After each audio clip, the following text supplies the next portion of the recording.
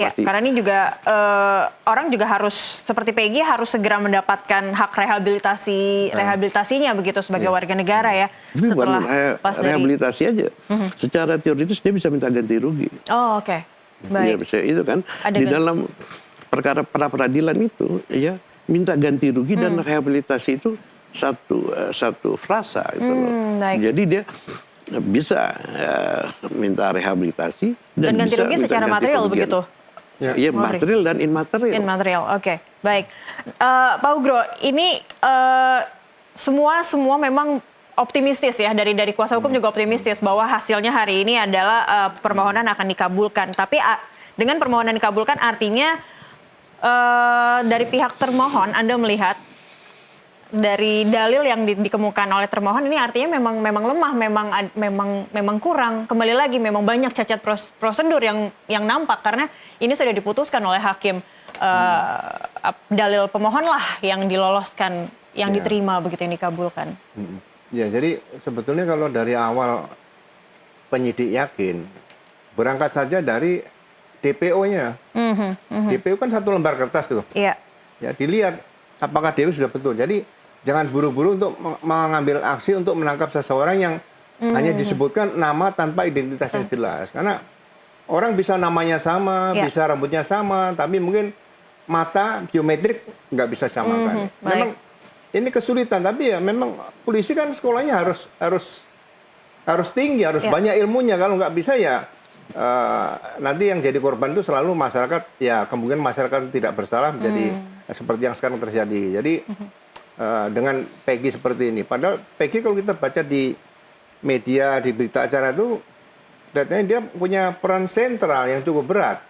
Tapi kalau dengan sekarang dinyatakan bahwa Peggy ini salah tangkap, salah penahanan dan sebagainya, ini kan ibarat teori domino. Kalau kena satu kan, karena dia dianggap tokoh sentral loh, dalam peristiwa itu loh ya. Nah, ini yang mungkin akan digunakan oleh para pengacara terpidana nanti, mungkin sebagai salah satu novum ya untuk PK nanti di situ. Oke, berarti bisa dikatakan dari amatan Pak Ugro, pihak kepolisian memang masih lemah untuk mengumpulkan barang bukti dan harus memang mencari novum atau barang bukti baru begitu, Pak Ugro? Ya, kalau pihak penyidik mencari novum untuk apaan, sudah pra peradilan sudah selesai.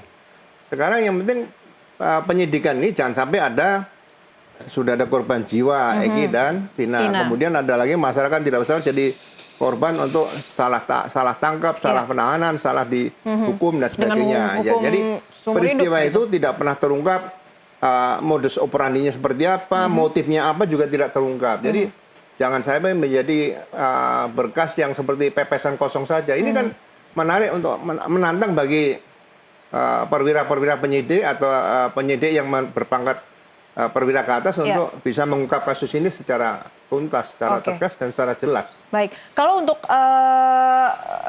Ibtu Rudiana sendiri, apakah ada apa ya istilahnya, kita tidak menyebutnya sebagai sanksi, tapi apa yang bisa dilakukan juga oleh satuan Polri begitu? Karena tidak dipungkiri ada poin-poin juga hal yang tidak diindahkan, yang salah begitu dilakukan oleh Ibtu Rudiana saat kejadian.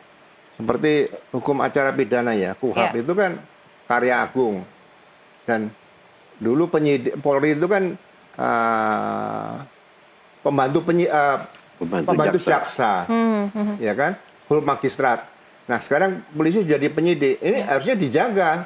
Nah kalau yang tidak bisa menjaga ini, nanti suatu saat diambil lagi oleh orang lain, kan kita kan sayang nih.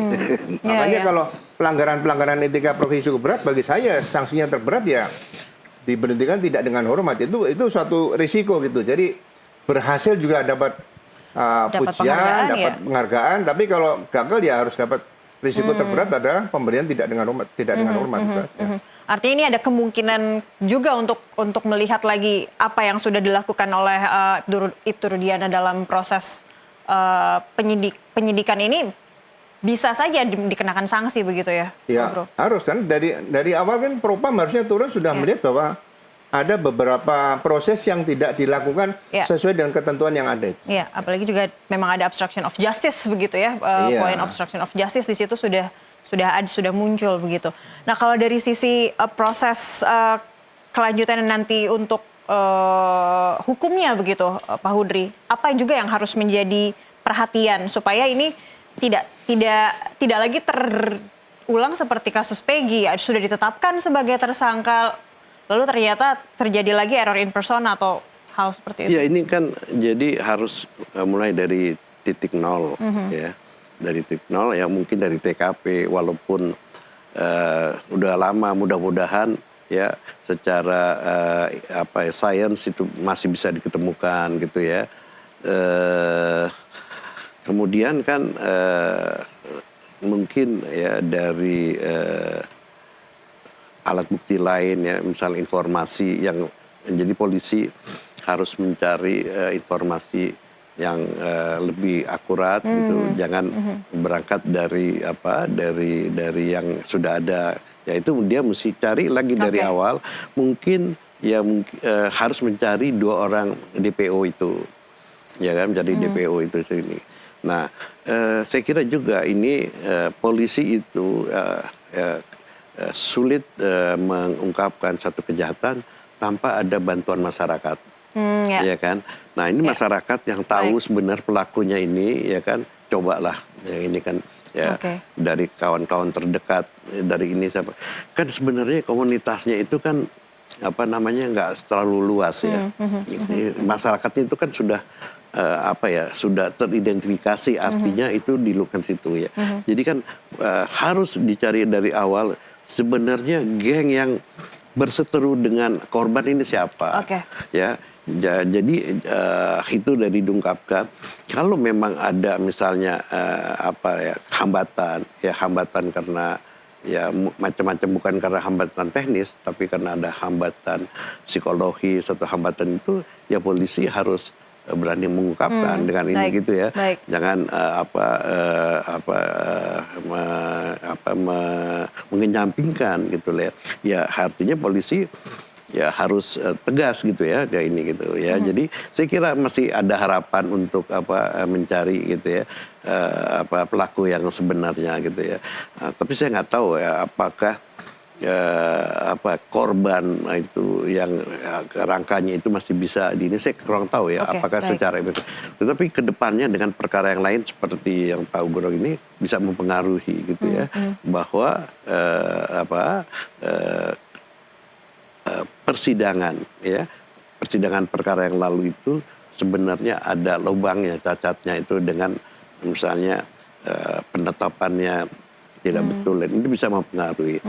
Walaupun begini ya, katanya kan kita tahu bahwa para terpidana ini sudah mengajukan gerasi.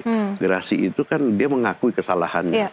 Tetapi ya tidak ada aturan yang menyatakan bahwa kalau mengajukan PK, ini PK harus PK 2 kali ya. Jadi kan pada prinsipnya peninjauan kembali ya, itu hanya 1 kali. Tapi dimungkinkan untuk itu PK kedua kali sepanjang ada 2 putusan yang bertentangan satu sama yang lain.